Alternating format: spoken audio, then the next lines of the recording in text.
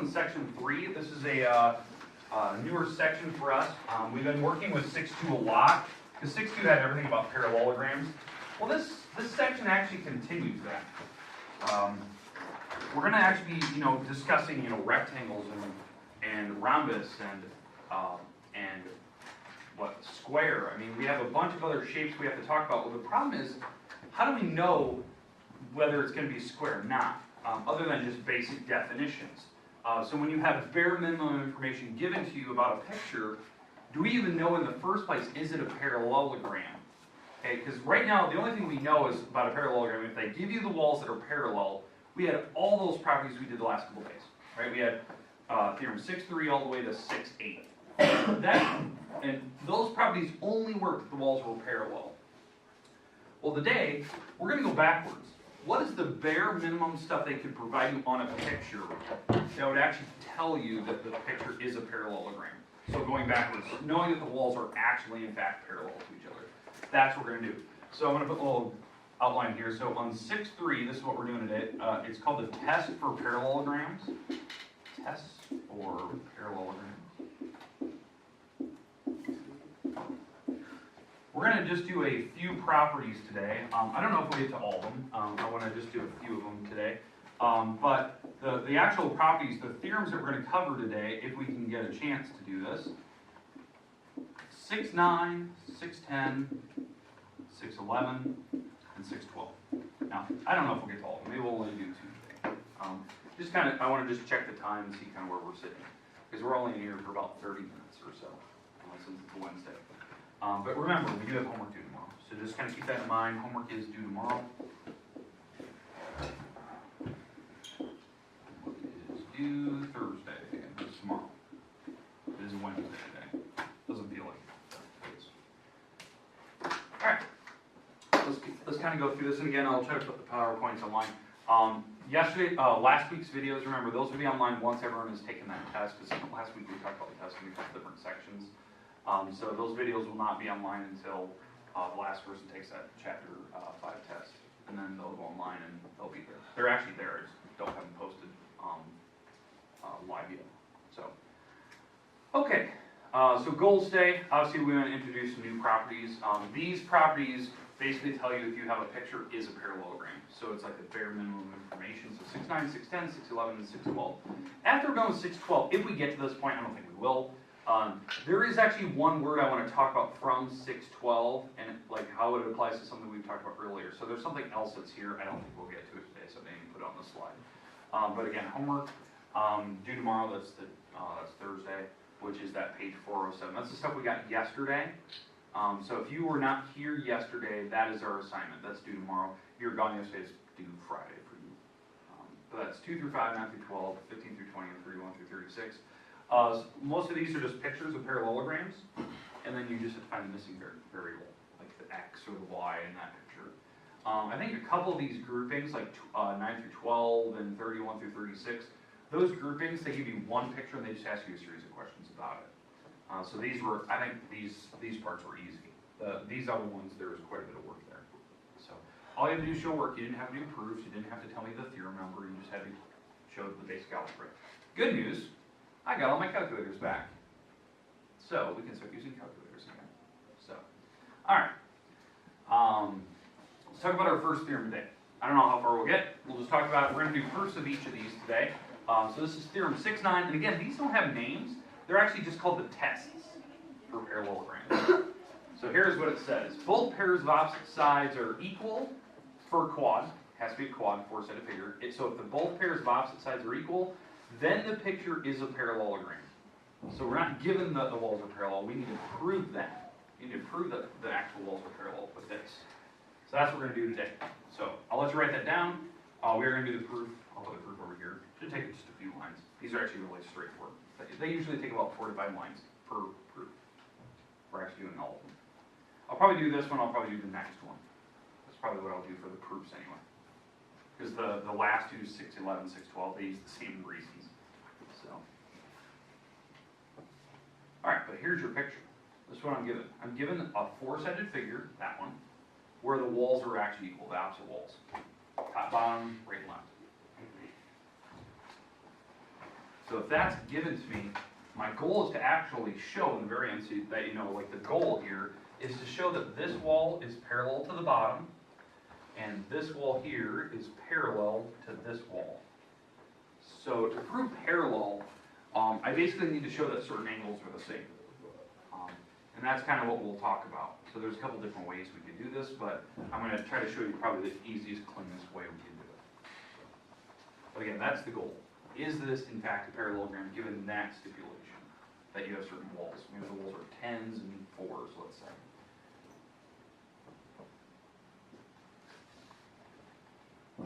Okay, we good? Everyone's got it kind of written down? Okay, we're going to go through the proof. So line 1, we probably should write down what we're given. On this picture, we're just given that certain walls are the same. It's a quad, I don't need to write that. But I'm given that AB, that wall, is congruent to the bottom wall, we'll call it CD. And the other thing that we're given here is that AD, that wall, is equal to that other wall over there, which is BC. And this is our given. So we're given those markers, and that's what you're seeing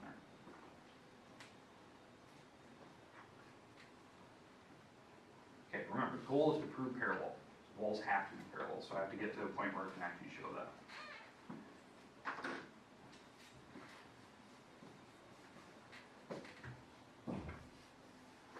Okay. So everyone understand the setup here?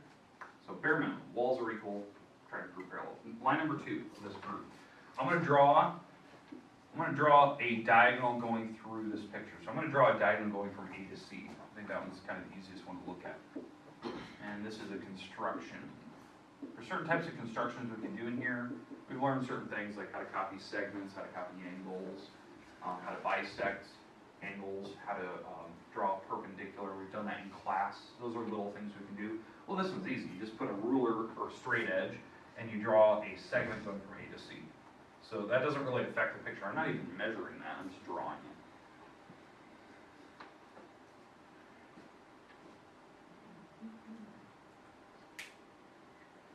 Okay, now, the reason why I did that, it separated my picture into 2 triangles, so you can see that. Top one, bottom one, or right, left, however you want to think of it. So we do have 2 triangles. If I can prove that the triangles are equal, which I'll do here in a second, it takes 2 lines to do that, then certain angles about those triangles would be the same, and that would force walls being parallel. And so that's kind of, that's where it comes to be about, I don't know, 4 or 5 lines, something like that. Okay, so if you can see, I do have 2 triangles here. In both triangles, I do have 2 markers, as you can see that. Now, there is something else that both triangles share. What do both triangles have in common? Yeah, the reflexive wall, right? They have the wall in the middle, which is this wall. I'll put a 3rd marker on that. That's shared between both triangles, so I can actually write that down. In line number 3, line AC is congruent to itself for both pictures. It's the same AC wall in the top triangle versus the bottom triangle, and that is called the reflexive, like I heard. It's the reflexive wall, reflexive property.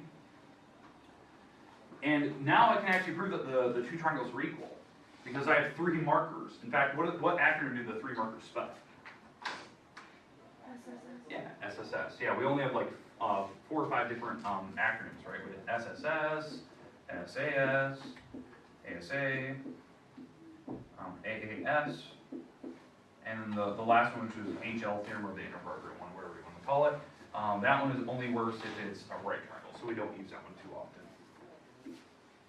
But yeah, but you're absolutely right, it's SSS, right? The 3 side markers are given to us, side, side, side.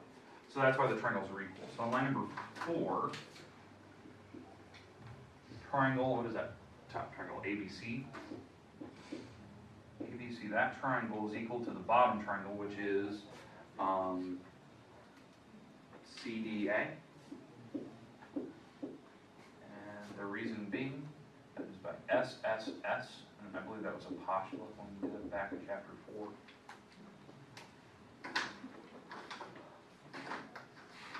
Okay, so we've proven that the 2 triangles are equal. But remember, the goal in this problem was to prove that the walls are actually parallel. So now that I know the triangles are equal, well, now I can prove that certain angles are the same. Like, for instance, this angle here has to be equal to that angle. The reason why they're corresponding parts. And, same reason, this angle here is equal to this angle.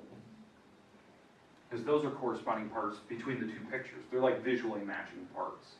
How I know that, you know, this angle is squeezed between the 3 wall and the 1 wall, right? That's where it's squeezed in between.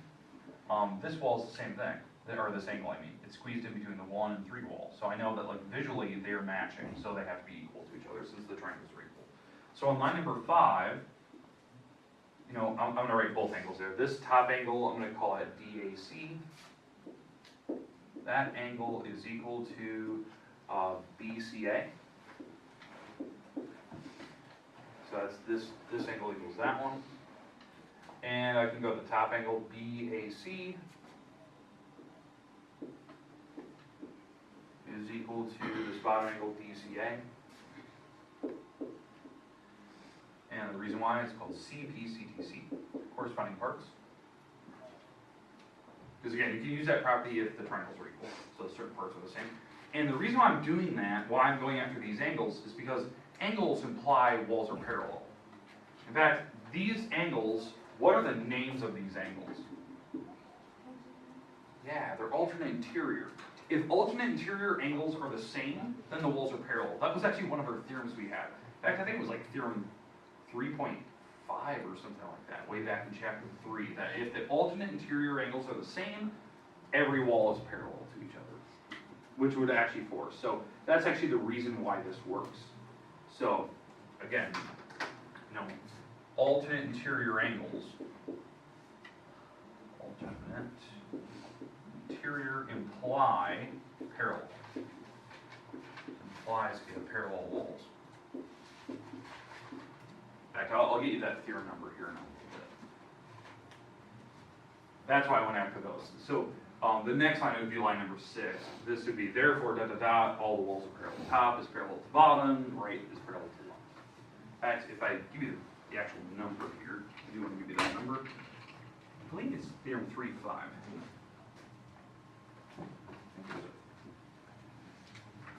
There's a dictionary in the back. I'm just going to flip to chapter 3 here.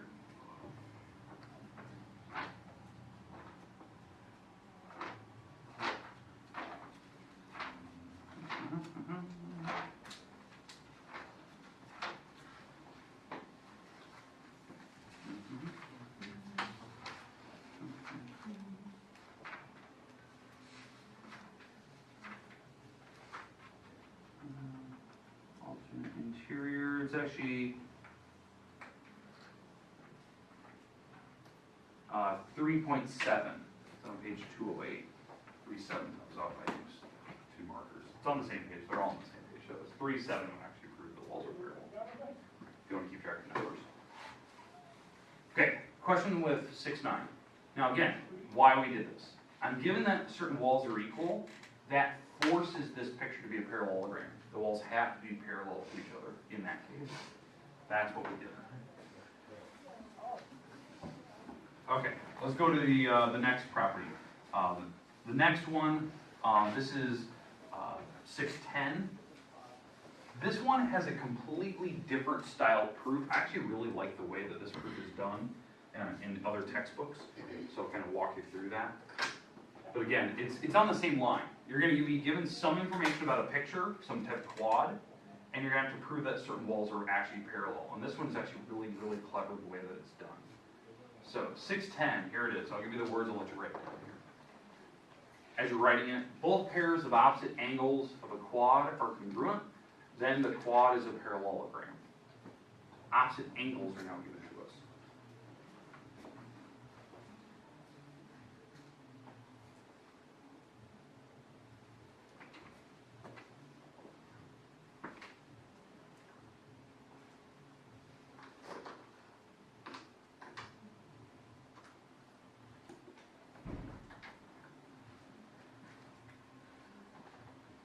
Do this proof more like an algebraic style than the statement reason idea. So I'll do a little bit of algebra to actually prove that this works.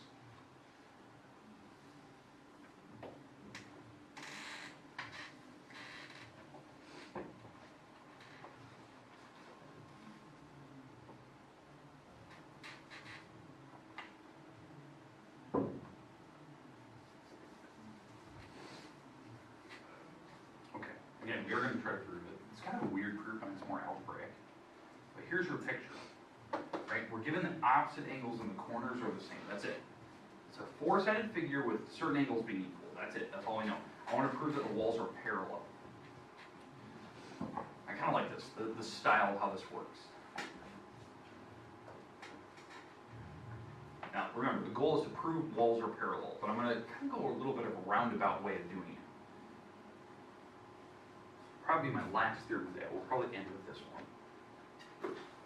We'll do maybe the next two more.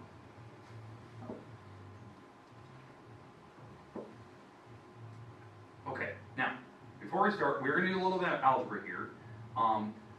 What type of shape is that to begin with?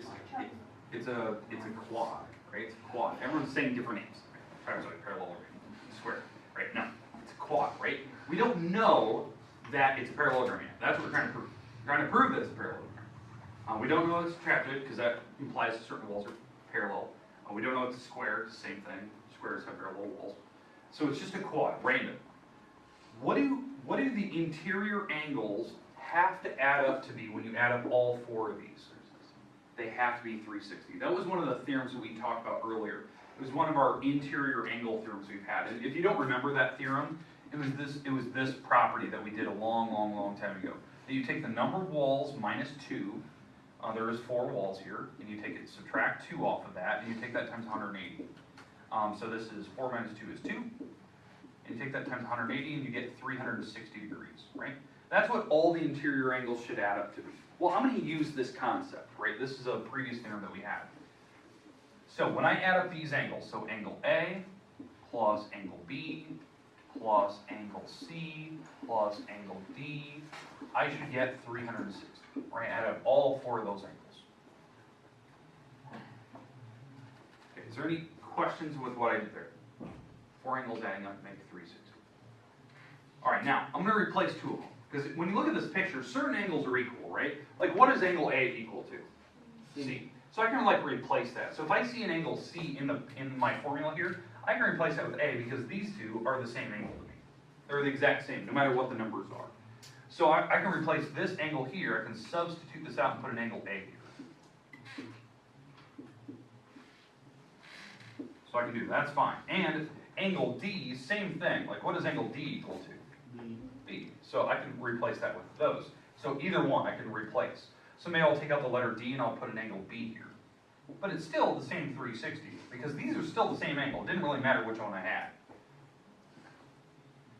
So when you look at my formula, so I just did a little substitution, right? They're of equal value, A and B. I can plug this in. How many A's do I have? I have 2, right? I have 2 of them here. So there is 2 angle A's, right? That's 2 times angle A. So if I know angle A, I take it times 2. It's the same thing as adding them twice. How many B's do I have? 2. So I have 2 angle B's. And that still adds up to be 360. So if I know what angle B was, I take it times 2. Add that to angle A, which I take times 2 as well. Now what I'm going to do is I'm going to divide everything by 2. This is called the division property of equality. But this is an equality symbol, right? It's an equal sign. This is an equation. I can divide both sides by 2. Keep it balanced, right? You can do it to both sides. As long as you do it to both, you're fine. Well, when I divide both sides by 2, this side over here, that just turns out to be an angle A, because 2 divided by 2 is 1, so that goes away. And 2 divided by 2 is 1, so that would be angle B. Because, again, how this works, you can actually divide both by 2. That's called the division property. It's actually the definition of division that you can do that. And then over here, 360 divided by 2, that's 180.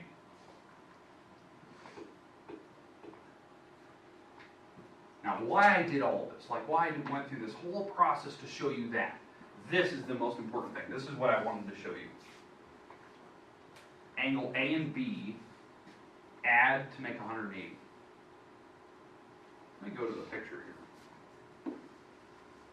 Angle A and B, they add to make 180. Those angles are same side interior. They're on the same side of this transversal. They're squeezed in between these 2 lines, so they're interior angles. They're on the same side of this transversal, and they add up to be 180. So they're actually supplementary. That's what this means. Well, we've had a theorem about that. The theorem that said, it actually said consecutive angles. consecutive angles, angles that are side by side. When they add up to be 180, the lines are parallel. The outside lines have to be parallel. In fact, that theorem is theorem 3.6. It's on page 208. I know that one for a fact. And so theorem 3.6 says that consecutive angles, when they're supplementary to each other, like A and B there, they have to be parallel lines. Well, I can do the same thing going down. A and D, because D is the same thing as B, so I could add these two up to make 180. Those are consecutive, you know, they're side by side. So if those are side by side and they add up to 180, they have to be parallel to each other with the actual walls. So that's actually the reason why this works. I think that is just a really clever theorem, or the clever proof, how it's done. It's actually just using simple algebra and that concept of how parallel works. But that's it, I mean, that's the proof. If you're given certain angles and they actually add up to be 180, then it actually works. Okay, questions at all with what we've talked about here today, the two theorems? Okay, I'm gonna skip past these next couple theorems here. Let's get past 11, 12. Okay, I will get past that. That's something we'll look at tomorrow. Homework today. It's due tomorrow. Remember that. It's due tomorrow. That's Thursday. It's page 407. You have the rest of the time today to work on that. So if you want to move around, you want to sit. You got about 10 minutes to work. I didn't know if I would. The reason why I want to do that is that tomorrow we can finish the last two theorems. Page 407. I'll leave that on the board for you. Again, you can use calculators today, so good work. This one, would you like me to apply for you? What's that? Would you like me to apply for you? Please. Okay, so page 407. Okay, it's due tomorrow, keep that in mind. If you have late work for me, make sure you get that turned in.